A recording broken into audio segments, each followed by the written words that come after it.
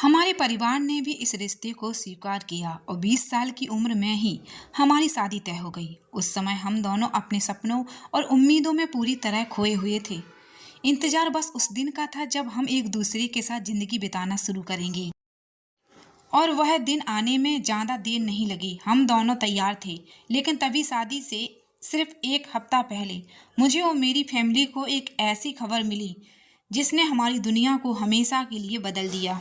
रियाज की आवाज में एक दर्द था जो शब्द के साथ और गहरा होता चला गया। रूही उसके सामने खड़ी रह गई, आंखों में सन्नाटा और दिल में एक डर की जो सच वह सुनने वाली है वो उसकी पूरी दुनिया बदल सकता है। कमरे की दीवारों में लिपटी तस्वीरें एक कहानी बयान कर रही थीं। एक प्यार की कहानी जो नफरत में बदल गई और एक दर्द की कहानी जो किसी रहस्य को छुपा रही थी। रियाज की आवाज धीमी लेकिन दर्द से भरी हुई थी। वो फोटो के सामने बैठा कुछ पल चुप रहा, फिर एक गहरी सांस लेकर बोलने लगा। मुझे काम से यूएसए जाना था। वहां से लौटकर हमारे घर वालों ने हमारी शादी धूमधाम से की थी। सब कुछ सुंदर था, खुशियों से भरा, लेकिन शादी के बस एक हफ्ते बाद तनाया बदल गई थी। उसे जैसे किसी बुरी नजर ने पकड़ लिया था।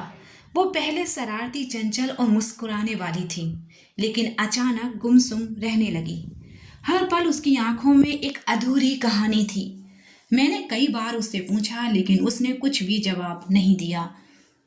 वक्त बीतता गया। 2 महीने बाद मुझे पता चला कि मैं पिता बनने वाला हूँ। यह खबर मेरे लिए सबसे बड़ी खुशी थी, लेकिन उसके बाद तनाया और मेरे बीच की दूरियां और बढ़ गईं। मैंने समझने की बहुत कोशिश की। सबने कहा कि यह सिर्फ मूड स्विंग है। फिर भी मैंने अपनी पूरी ताकत से उसे खुश करने की कोशिश की, लेकिन मैं नाकाम रहा।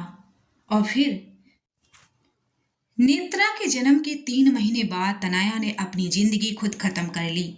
हमारे घर में एक सदमा सा छा गया था। किसी को भी समझ नहीं आया कि उसने ऐसा क्यों किया। कुछ दिन बाद मैंने उसके लॉकर से कुछ खत पाए। वो खत उसकी चुप्पी का सबूत थे और उन्होंने मेरी दुनिया को ही मातम में बदल दिया। रूही खामोशी से रियांश की बातें सुन रही थी। उसके आंखों में आंसू थे, लेकिन वह शब्द कह नहीं पा रही थी। धीरे धीरे उसने दबी आवाज में पूछा, क्या क्या लिखा था उन खतों में? रियांश की आंखें भर आईं और कपकपाती आवाज में कहा, वो आरब से प्यार करती थी। कमरे में सन्नाटा छा गया। रूही का दिल जोर जोर से धड़कने लगा। उसकी सांसें तेज हो गईं और आंखों में सवालों का तूफान उठ गया। आरफ? रियाज ने तस्वीरों की ओर देखते हुए धीरे से कहा, और यही दर्द, यही कहानी मैं तुम्हें दिखाना चाहता हूँ रूही, ताकि तुम समझ सको कि प्यार कभी सिर्फ खुशी नहीं होता। प्यार कभी कभी सबसे गहरी सजा भी बन जाता है।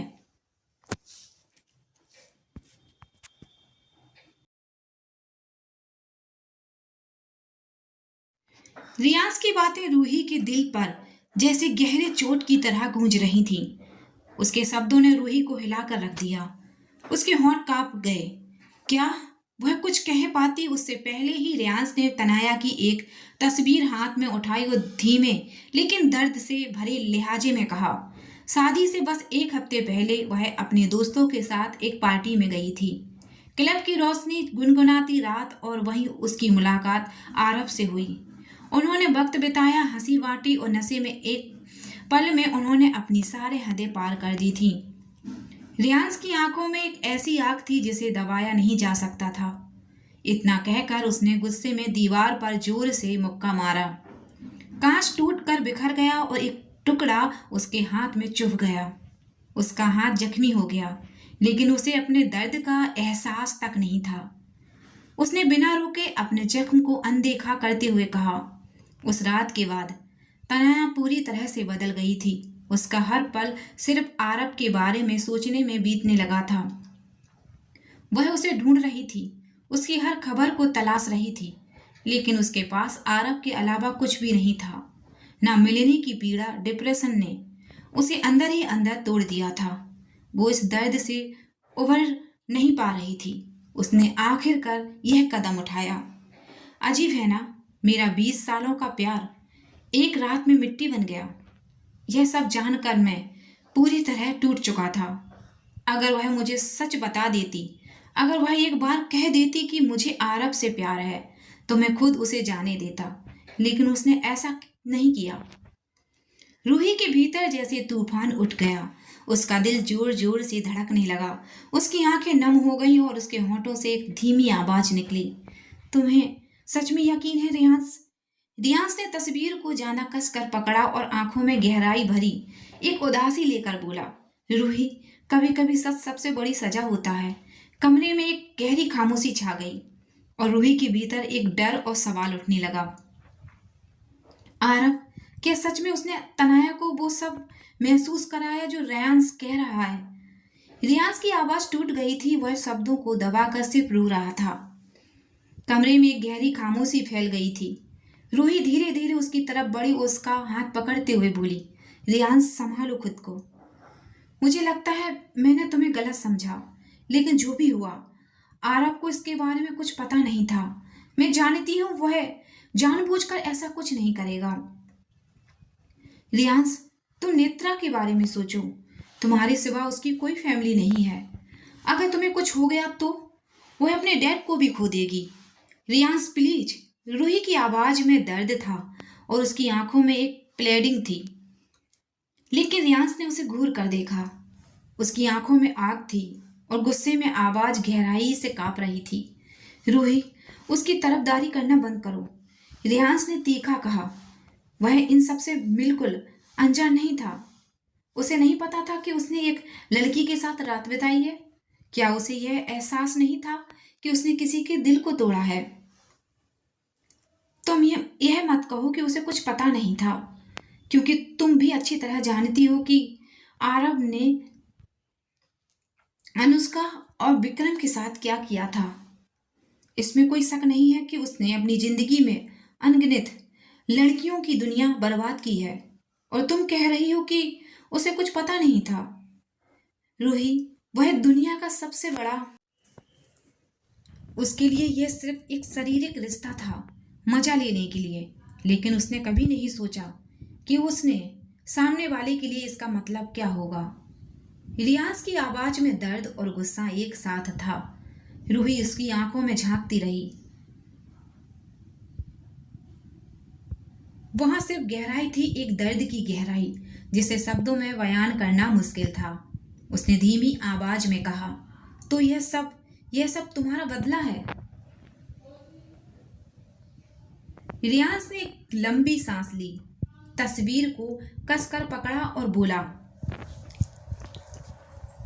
नहीं रूही, यह मेरा बदला नहीं है, यह मेरी सजा है।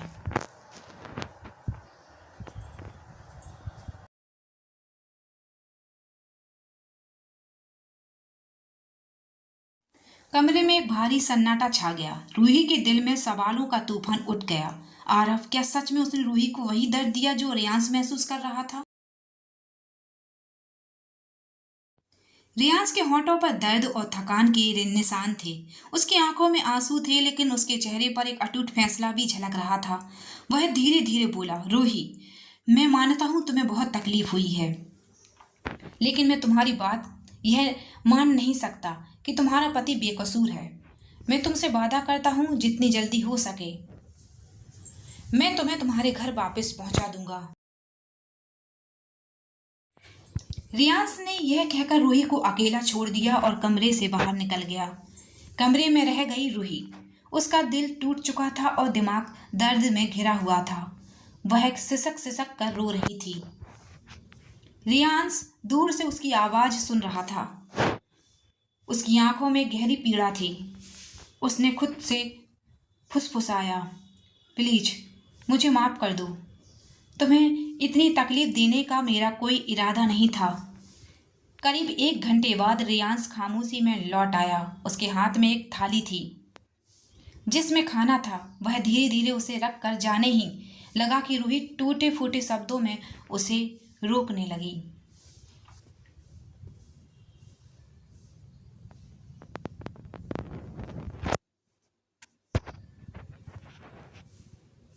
तुम यह सब आरब से बदला लेने के लिए कर रहे हो। तुम जानते हो वह तुम्हारी जान भी ले सकता है। मैं समझ सकती हूँ जो कुछ भी हुआ वह बहुत गलत था, लेकिन तुम एक बार आरब से बात करके भी तो यह सब सुलझा सकते हो। हो सकता है कोई गलत फहमी हो। रूही की आवाज में दर्द और विनम्रता थी, लेकिन रियांस के चेहरे पर अचानक गुस्सा उतर आया। उसकी आवाज में कठोरता घुल गई। गलतफहमी? रूही, तुम इतनी सारी सच्चाइयां जानने के बाद भी अभी भी यह सोच रही हो कि यह सब एक गलतफहमी हो सकती है? रियांस की आवाज में गहरी थकान और दर्द था। वह रूही की ओर देखा। उसकी आंखों में आंसू थे, लेकिन उसकी चमक एक ठंडी सच्चाई थी। तुम समझ नहीं सकती, यह सिर्फ बदला नहीं है। यह मेरा दर्द है, मेरा न्याय है, और मैं इसे पूरा करूंगा।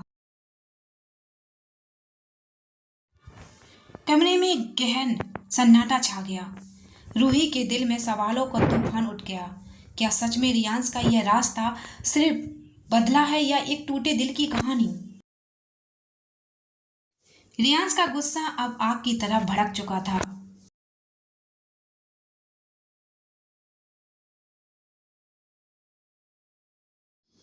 उसकी आंखों में दर्द था।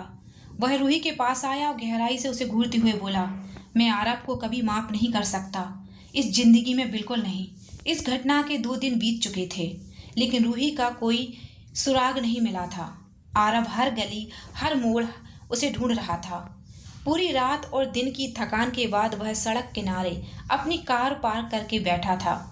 अपनी सीट पर सिर रखकर आंखें बंद कर लेता। रूही के ठीक होने और उसके लौट आने की खामोशी में प्रार्थना करता रहा। तभी उसकी चुप्पी को एक फोन की घंटी ने तोड़ा। कार्तिक का नाम स्क्रीन पर चमका। आरब ने कॉल रिसीव किया और घबराई हुई आवाज में पूछा, क्या मिला? क्या रूही का कुछ पता चला? कार्तिक ने थोड़ी देर सांस लेकर कहा,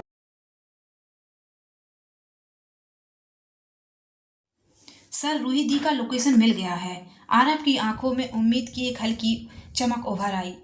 वह तुरंत कार की चाबी पकड़कर तैयार हो गया। दरअसल 2 साल पहले आरब ने अपनी फैमिली की सुरक्षा के लिए एक खास टीम बनाई थी, जिसकी कमान कार्तिक संभालता था। लेकिन पिछले कुछ समय में इस तरह की स्थिति नहीं आई थी, इसलिए कार्तिक ने इस मैं घबराहट के साथ बताया, सर, मुझे याद आया, आपने रूही के मंगलसूत्र में एक ट्रैगर लगाया था, वही अब काम आया है। लोकेशन उसी से मिली है। आरब ने गहरी सांस ली। उसकी आंखों में डर और गुस्सा उम्मीद का मिश्रण था। उसने कार की गियर बदलते हुए जोर से कहा, कार्तिक, हमें अभी निकलना होगा। रूही को मैं खुद ढूंढ कर लाऊंगा। कार्तिक ने गंभीर स्वर में सिर हिलाया और कार सड़क पर तेजी से दौड़ने लगी। इस सीन का अगले हिस्से में एक बड़ा ट्विस्ट आने वाला